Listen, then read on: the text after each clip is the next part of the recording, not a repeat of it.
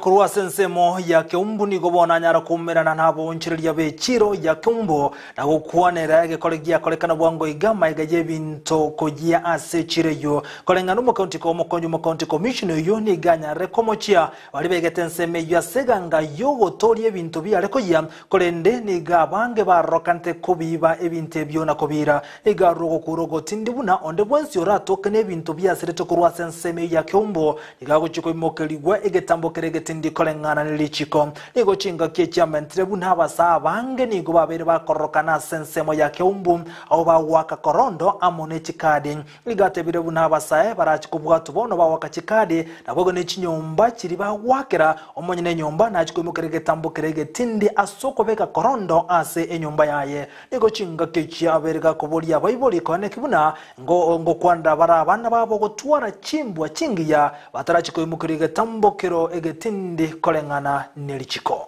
Leo nimekuwa na baraza baada ya mkasa wa moto ulikuwa Keumbu town, na huu mkasa umetufunza mambo mengi kama serikali, kwa sababu wananchi wanalalamika mali yao iliibiwa na wenzao wakati mkasa ulitendeka, ambao walikuwa wanajifanya wanawasaidia lakini hawakuwa wanawasaidia.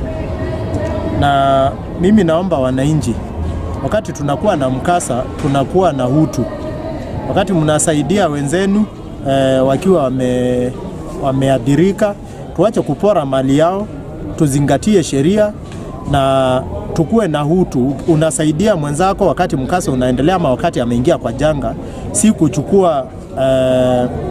kuchukua hiyo fursa kuibia wenzako. Jambo la pili, ninafikiri hao wenye wanaiba ni wale idlers wanakuja town. Na Keumbu hivi karibuni tumekuwa na youth wengi wanakuja town, na serikali imetambua kwamba wengi wa wao youth wanafanya gambling, wanacheza hii karate. Na mimi nataka kuonya hao wenye wanacheza hii karate kwa town. Na ninauliza landlords, nimerealize most of the landlords wanapeana nyumba zao zichezewe kamari.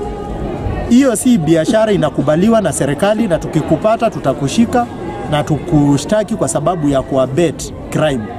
Jambo la pili, ninaomba wananchi ama wazazi, elimisheni watoto wenu hizi njia za haraka kupata pesa. Mtoto anaamka asubuhi anakuja town, kazi ni kucheza card, hataki kukusaidia wewe huko nyumbani. Elimisheni watoto wenu na muwale kwa njia inayofaa.